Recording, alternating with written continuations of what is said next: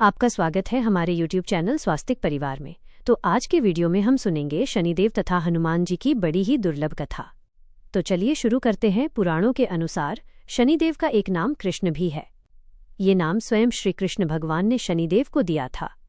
आज के दिन जो भी मनुष्य इस व्रत को करता है या कथा का श्रवण करता है तो उन भक्तों पर शनिदेव के साथ साथ हनुमान जी की कृपा भी प्राप्त होती है, क्योंकि शनि दोष से परेशान मनुष्य इस दिन हनुमान जी की कथा को सुनने तथा भजन कीर्तन करने से उनकी सभी प्रकार के ग्रह और 7.5 ढैया समाप्त हो जाती है और साथ ही शनिदेव की कृपा से भक्तों को रोगों से मुक्ति मिलती है। तो प्रिय भक्तजनों, आइए श्रवण करते हैं दुख दरिद्र को दूर करने वाली शनिदेव की बड़ी ही दुर्लभ कथा। किसी गांव में एक बहुत ही विद्वान ब्राह्मण रहा करता था। एक दिन रात्रि में उसने सपने में देखा कि एक नीला वस्त्र पहने हुए बहुत ही दिव्य पुरुष उसे कह रहा है कि हे ब्राह्मण देवता, मैं तुझे लगूंगा। अब देखिए, ये सपना उस ब्राह्मण को रोज दिखाई देता। इससे वो परेशान हो गया और दुबला पतला होने लगा। उसका स्वास्थ्य बहुत ही गिरने लगा।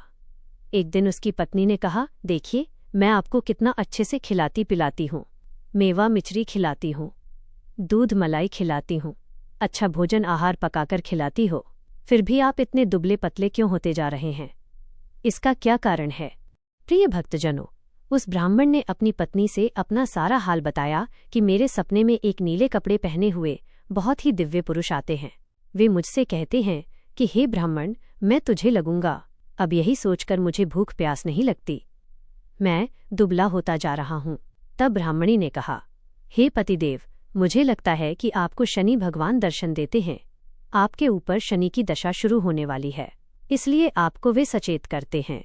अवश्य ही वे शनि महाराज हैं। अब की बार जब दिखे तो आप उनसे कहिएगा कि आप मुझे सिर्फ 1.25 पहर ही लगना।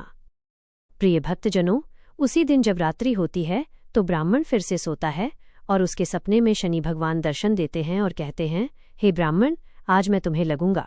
तब ब्राह्मण ने कहा, हे भगवान, यदि आप लगना ही चाहते हैं तो लग जाइए, लेकिन ये बताइए भगवान, आप कितने दिनों के लिए लगोगे?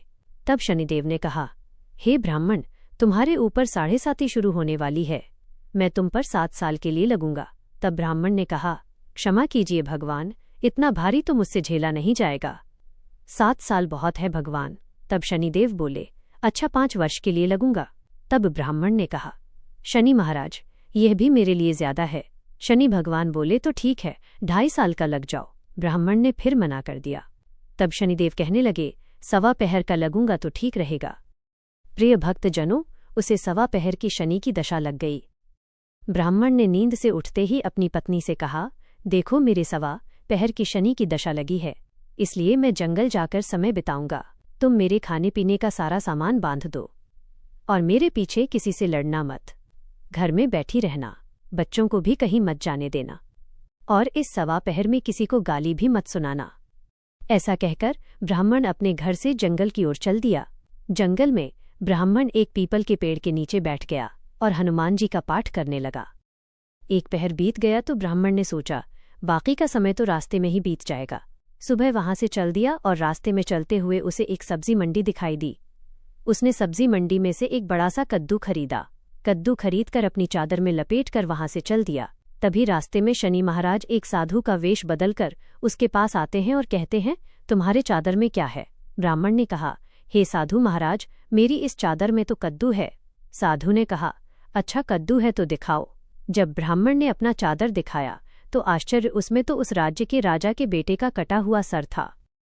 ये देखते ही साधु महाराज, जो कि शनिदेव थे, उस ब्राह्मण को लेकर राज दरबार में पहुंच गए और राजा से कहने लगे, महाराज, ये देखिए, ये दुष्ट दुराचारी आपके पुत्र की हत्या करके उसके सिर को काट के अपने चादर में लेकर घूम रहा था, इसे आप दंड दीजिए। प्रिय भक्तजनों, राजा ने जब सुना कि उस ब्राह्मण ने उसके पुत्र को मार दिया है, राजकुमार की हत्या कर दी है, तब राजा बहुत ही क्रोधित हुआ। उसने कहा, मुझे मत दिखाओ, मुझसे ये सब कुछ देखा नहीं जाएगा। हे सैनिकों, तुम इसे तुरंत ले जाओ और इसे सूली पर चढ़ा दो।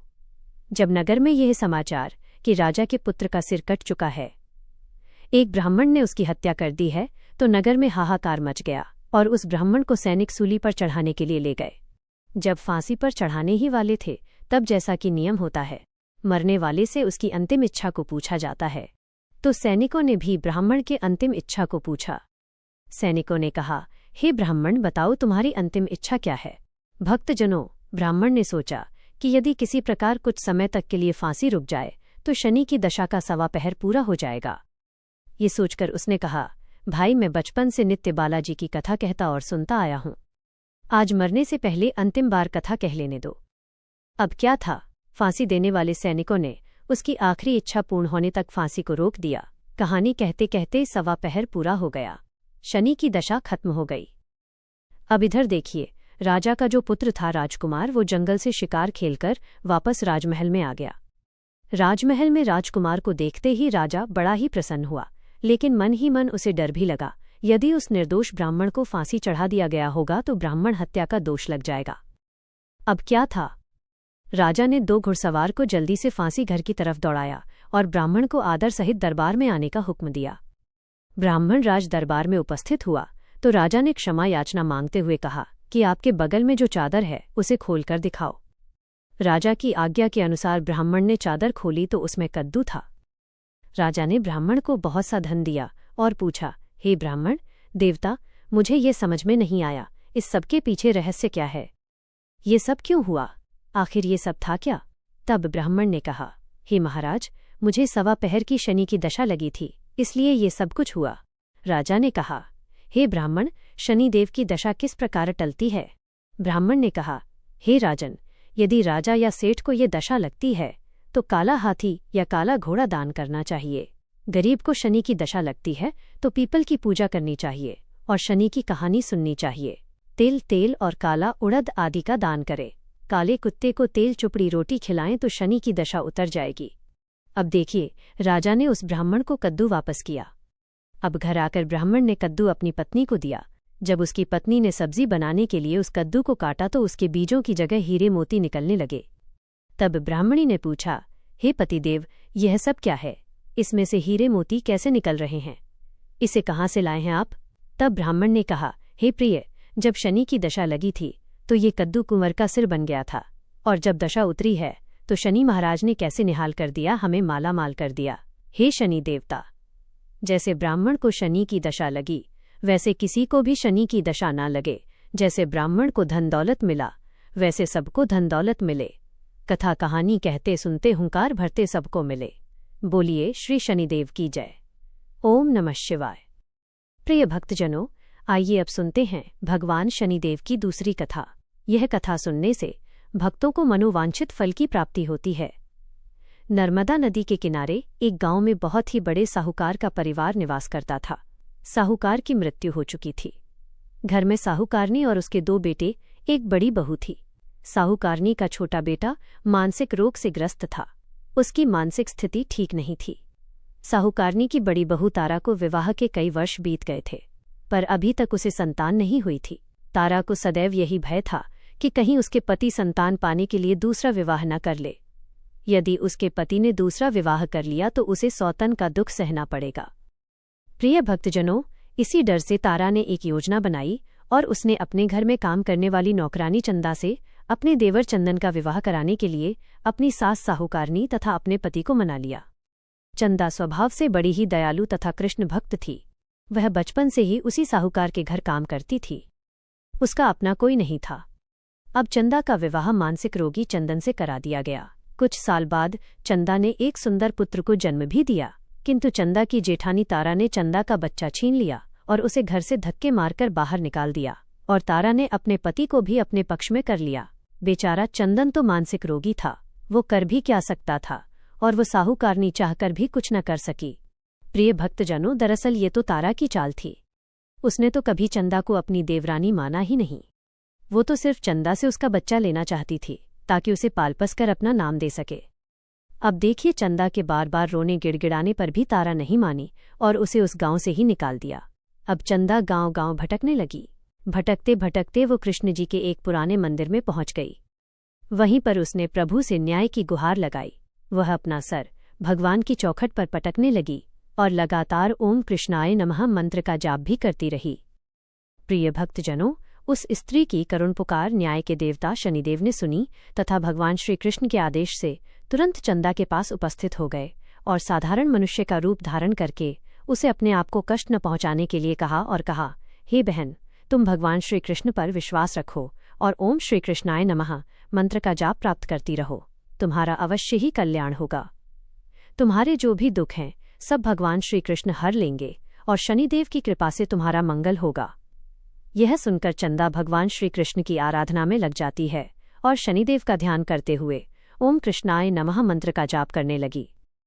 अब शनिदेव एक साधु का वेश बदलकर साहूकार के घर पहुंच गए और अलख निरंजन का अलख जगाने लगे।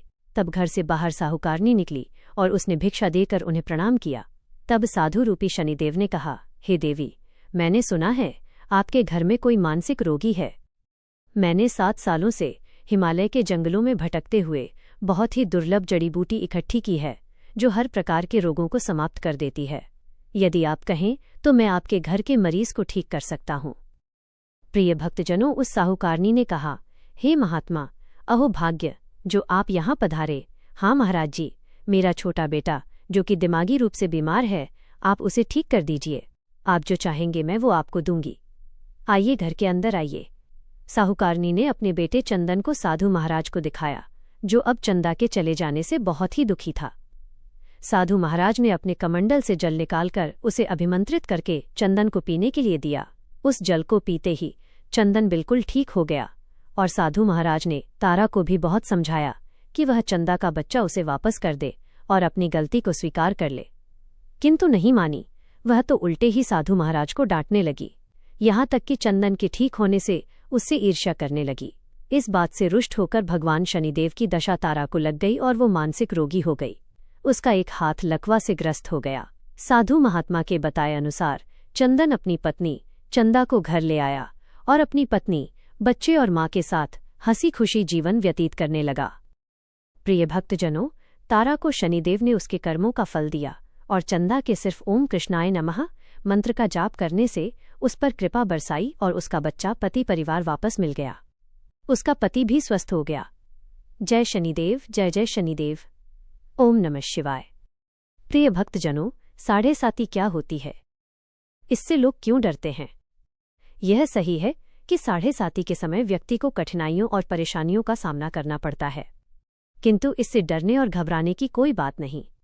इसमें कठिनाई और मुश्किल हालात जरूर आते हैं, परंतु इस समय व्यक्ति को कामयाबी भी मिलती है। बहुत से व्यक्ति 7.5 के प्रभाव से सफलता की ऊंचाइयों पर पहुंच जाते हैं। 7.5 व्यक्ति को कर्मशील बनाता है और उसे कर्म की ओर ले जाता है। अभिमानी, हठी और कठोर व्यक्तित्व वाले व्यक्ति से यह काफी मेहनत करवाता है। 7.5 के 3 चरण होते हैं। 7.5 का पहला चरण नज़दीकी रिश्तेदारों और जातक को प्रभावित करता है। 7.5 का दूसरा चरण व्यापार और गृहस्थी को प्रभावित करता है। 7.5 का तीसरा चरण परिवार और स्वास्थ्य को प्रभावित करता है। भगवान शनिदेव न्याय के देवता हैं। ये कभी भी किसी को ऐसे ही दंड नहीं देते। यदि दंड देते हैं तो उसे उसके साथ बहुत ही बड़ी शिक्षा भी देते हैं।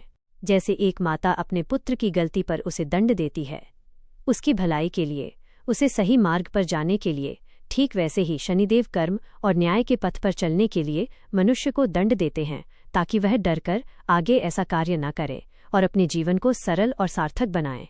भगवान शनिदेव तो न्याय की मूर्ति हैं।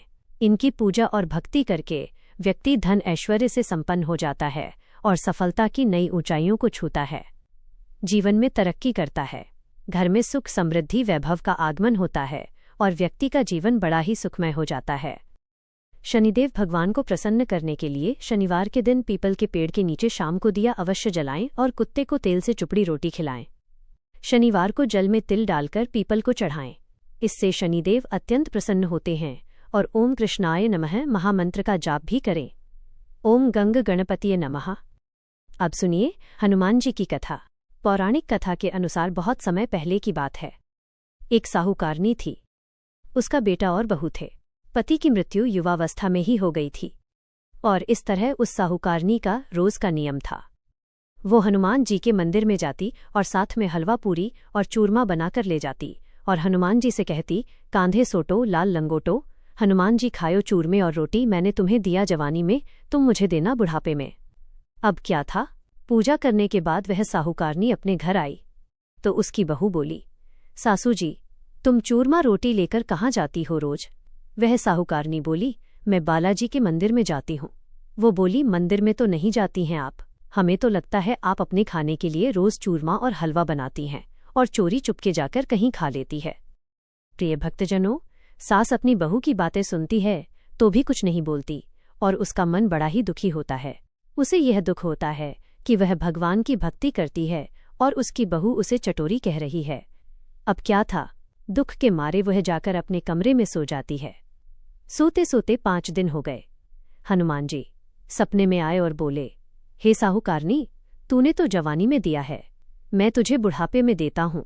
साहूकारनी बोली, हे हनुमान जी, आज तो आप मुझे खाने के लिए दे देंगे, लेकिन रोज कौन देगा? हनुमान जी बोले, हे साहूकारनी, मैं तुम्हें रोज दूंगा। अब क्या था? हनुमान जी की महिमा देखिए।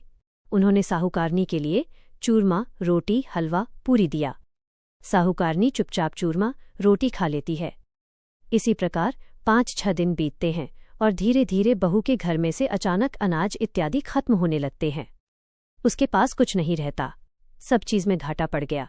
बहू ने सोचा, सास को 7 दिन हो गए हैं, मैंने तो उन्हें खाने को कुछ दिया भी नहीं, देखूं तो कैसी है।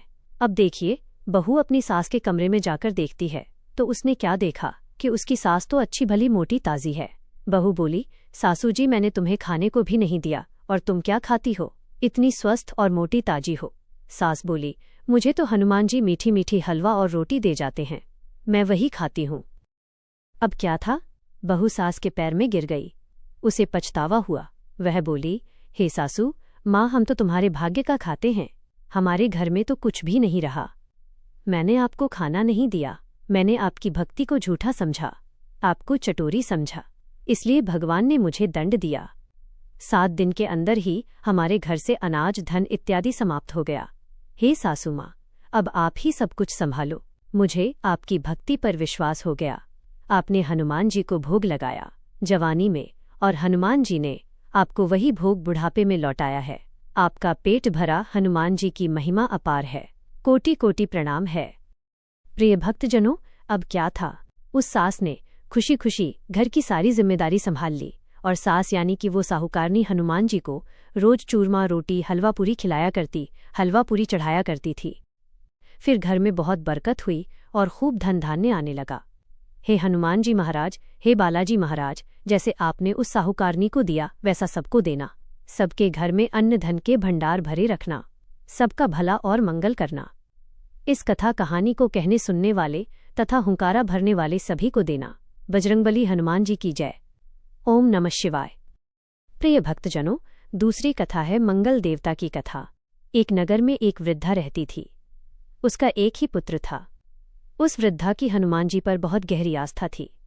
वो हर मंगलवार का व्रत रखती थी और हनुमान जी की पूजा आराधना करती थी।